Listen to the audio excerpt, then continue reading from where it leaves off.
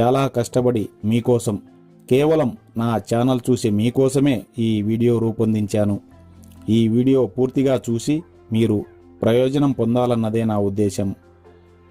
వంకాయ కూర అంటే ఇష్టం లేని వారుండరు. అదే వంకాయ చిన్నగా గోలీకాయ పరిమాణంలో ఉంటే దాన్ని చూసి మనం పిచ్చి వంకాయ అని పట్టించుకోకుండా వెళ్తుంటాం. అదే మనం చేస్తున్న తప్పు, మన ఆరోగ్యానికి ముప్పు.